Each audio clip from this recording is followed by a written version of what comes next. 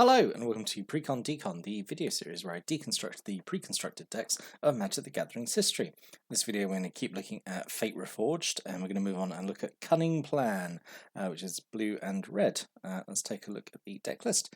So we've got 18 creatures, 11 instants, 4 sorceries, 2 enchantments and 25 land. We've got a mana curve off to the side there. Let's dive in and start looking at the deck. So carrying on from the Jeskai Monks deck, it's very similar to that in the fact it's mostly just blue-red spells, and it's kind of trimmed out the the kind of kind of unnecessary white elements of that deck. So there's a lot more kind of focused and on what the strategy is, which is play a bunch of spells. You got a bunch of prowess creatures.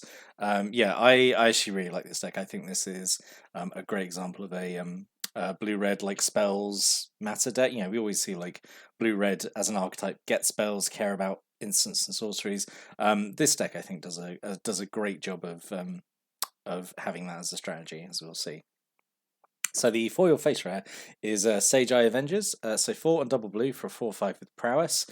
So prowess is whenever you cast a non-creature spell, this creature gets +1/+1 till end turn, which is great, which means turns every instant sorcery enchantment you play into essentially like a buff spell as well, which is great. Whenever Sage Eye Avengers attacks, you may return target creature to its owner's hand if its power is less than Sage Eye Avengers power. That is an absolutely bonkers good ability. getting a unsummon effect every time it attacks, and the fact it's got prowess means its power is going to go, which means you can return bigger and bigger stuff. At the very least, this is getting kind of like one blocker out of the way almost every time you attack. And like disrupting your opponent's kind of tempo. They have to keep replaying stuff. Can also return your own stuff actually if you really want to. If you've got a few ETB, I don't think there's actually. No, there's a few ETB effects in here actually, so you might actually want to do that. But yeah, I think this is an excellent foil face rare to have. This is really solid. I really like this. Yeah, good, excellent start, I think. So the other rare is Dragonstyle Twins. So 3 in double red for 3/3, double striking prowess. Very very simple, very straightforward, but very very good. Double strike means you're essentially getting double the benefit out of prowess. Getting out double the damage. So again, like this is, I think Sage Eye Avengers is overall the better card, but Dragonstyle Twins is still really good. And I think really good secondary rare to have. So yeah, really really like this in here. 2 really good rares in this deck, I think. And then we have a single Monastery Swiftspear, basically one of the best red creatures ever printed. 1 red mana for a 1/2 with haste and prowess. If you can get this down first turn, you're gonna have a good time with this. The fact it's got prowess means that late game, because like a small creature with haste typically becomes like quite irrelevant quite quickly. But at least it's got prowess, so as you're casting spells, this is going to stay relevant and keep contributing. So yeah, really good to include that. We've got 2 Lotus Path Djinn, so 3 in a blue for a 2/3 with flying and prowess, like quite straightforward. But having evasion and prowess is obviously like pretty good, because like not only is it hard to block, but it also has a way of increasing its power while you're also doing other stuff. I think that's the real strength of prowess, isn't it? That like you're improving your creatures while also doing something else with the other spells. It's just an extra free benefit, which is fantastic, I think. 2 Jeskai Wind Scout, 2 in a blue for a 2/1 flying and prowess, so literally just the same as Lotus Path Djinn, just for 1 cheaper and with less toughness, but it's fine. More stuff in the air. And then Riverwheel Aerialist, 5 in a blue for a 4/5 with flying and prowess. So you got a lot of evasive creatures here with prowess, which is really good, I think. Really, really great. We've got 2 Jeskai Sage, 1 in a blue for a 1/1 with prowess. When it dies, draw a card. Yep, this is perfectly fine. Serves as a nice little chump blocker. If it dies, you're going to get something out of it. But yeah, this is perfectly fine. 2 Jeskai Elders, 1 in a blue for a 1/2 with prowess. Whenever it deals combat damage for a player, you can draw a card, and if you do, discard a card to get to a loot effect. Obviously, it is still reliant on getting through and doing the damage. But I feel like you've got so many creatures, because it's essentially like blue-red aggro, right? But with the prowess serving as buff spells. So yeah, could get through. And I feel like if you get even just like 1 or 2 cards off this, it's okay. We've got 2 Mystify Adepts, 3 in a blue for a 3/3 with prowess. Whenever you cast a non-creature spell, target creature gains flying until end turn. So you've already got a lot of creatures with flying and prowess, but at least this is a way to give your other stuff flying. So like Jeskai Elder itself, and then it's got flying, so you can get through and you potentially get the card draw. So, or even just like your bigger creature with flying, so like the Dragon Style Twins, or the the oh god, what are they called? Sage Eye Avengers, yes, those. Like, yeah, again, this is like a really solid inclusion. I really like the fact. I really like the fact that like, it's just even without the prowess, this like would be a fine creature, really, I suppose, because it's like 3 in a blue for a 3/3. So it's like it's Hill Giant stats and then it's extra stuff as well. So yeah, this is, I feel like, definitely the point in the game where like creatures are definitely starting to get more and more like pushed and like start to get more powerful. From my point of view, anyway, after dealing with creatures in game from sort of like Tempest onwards, this is where they start to feel like, oh, we're starting to get really good now. And then we've got a single Bloodfire Expert, 2 in a red, just for a 3/1 with prowess, which is again absolutely fine. So you've got a lot of prowess creatures. You've got literally 3 that don't have prowess. So you've got the 2 Avon Surveyors, 3 in double blue for a 2/2. When it enters the battlefield, you choose one. You either put a +1/+1 counter, so it's a 3/3 flyer for 5, which is okay. Or you return a creature to owner's hand, which is pretty solid. I think this is the only ETB effect I was talking about, so I don't know why you'd bounce this to like recast it and get the bounce again. It seems a very roundabout way. I suppose there's no limits on its what it can bounce with the second effect. But yeah, this is obviously solid to include. And then a single Welkin turn from M15, just 1 in the blue for a 2/1 with flying, and it can only block other creatures with flying. So you got a lot of flying in the deck. You got a lot of evasion, which is good, because you got a lot of they're kind of small creatures. You want them to get through and do their damage. So going then on to the many non-creature spells we got. So I really like it's got both these enchantments, Goblin Slide and Quiet Contemplation, which both care about non-creature spells. So Goblin Slide is whenever you cast a non-creature spell, you can pay 1, and if you do, you make a Goblin creature token with haste, which is really nice. It's got haste as well, so it can immediately attack. And Quiet Contemplation. 2 in the blue, whenever you cast a non-creature spell, you can pay 1. If you do, you tap a creature down and it's frozen, so it doesn't untap during the next untap step. Both of these really, really good, and it's just adding extra benefit to your non-creature spells, which I really like. Then we've got some burn. We've got a single Bathe in Dragonfire, which I'm not super crazy about.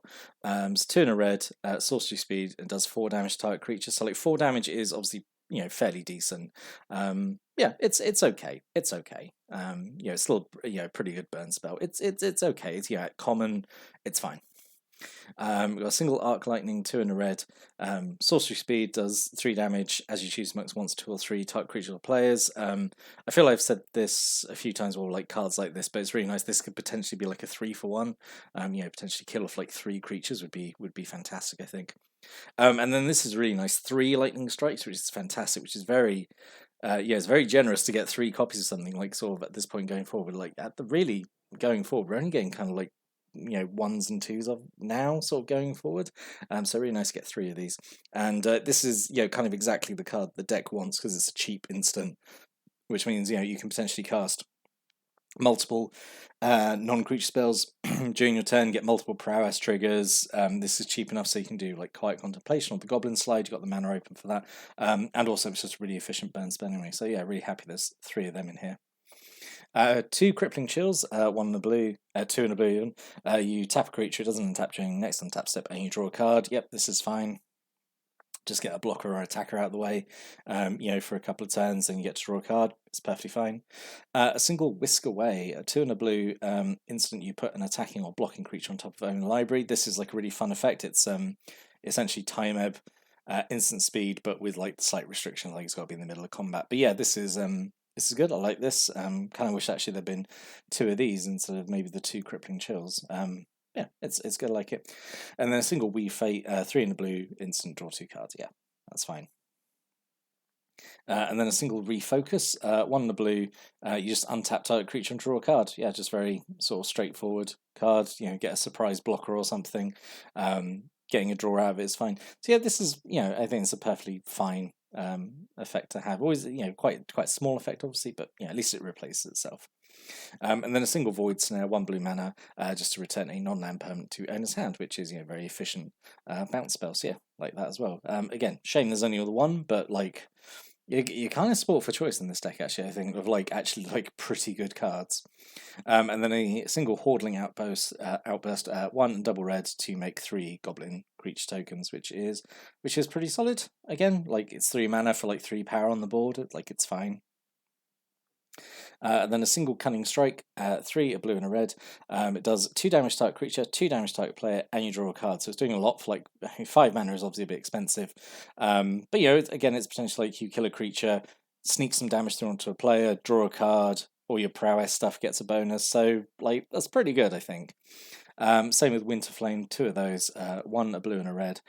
Choose 1 or both. You either tap target creature and or does 2 damage to target creature. So you've got a lot of burn in this deck, actually, in a ways of getting blockers out of the way or stopping attacks and stuff. So yeah, there's a lot going on in this deck that I really like. And then we got 3 Swiftwater Cliffs. It's just the red-blue gain land, comes in play tapped, gives you life, and gives you blue or red. So yeah, it's fine.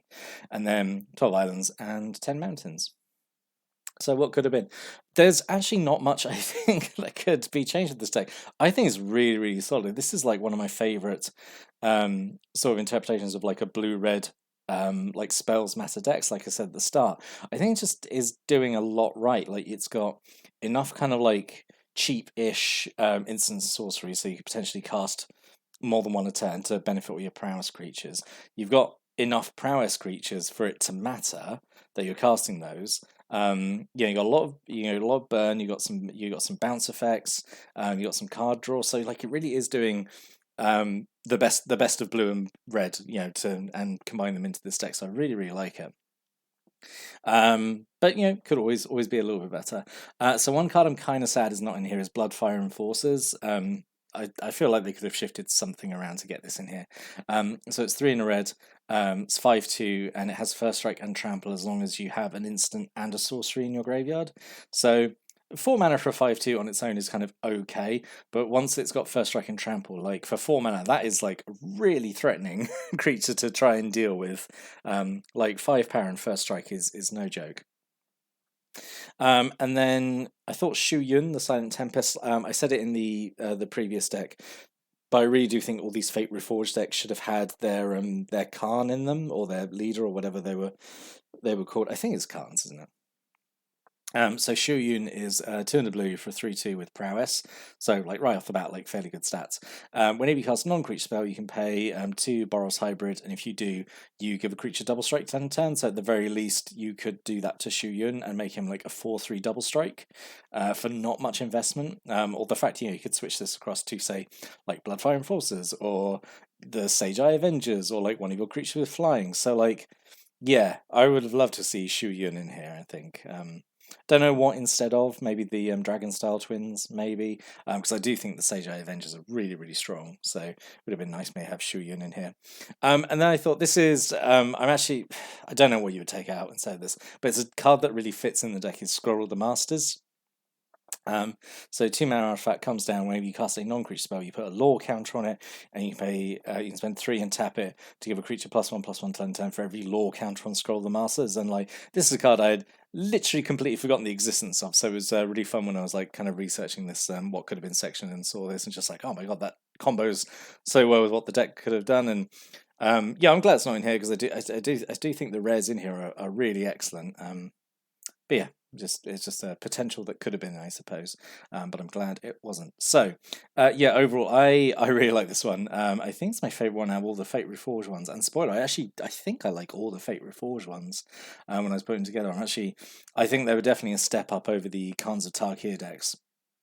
And generally, I think they're better sort of overall than the Dragons of Tarkir. So it's a rare middle set peak of quality, I think. But yeah, I really, really liked this one. I think this is my favourite blue-red Precon intro pack that I've looked at throughout, really, I think, the whole series. I think this one does it just right, because I feel like blue-red decks before this that have tried to do the spells thing have I don't know, like they've just not had like a as good a card pool to draw from, or like it's gone like one way too much or something, or like hasn't had a good mix of cards. This one I feel like gets it just right. I would have loved to get this one and play it at the pack. I reckon it would have done pretty well. But that's just my opinion after looking at it. If you got any stories or thoughts or opinions about this deck or any of the cards in it, stick a comment below. I would love to read people's comments on this deck. But yes, we'll be back next time. We're going to look at another Fate Reforged intro pack. But until then, thanks for watching and listening, and have a great day.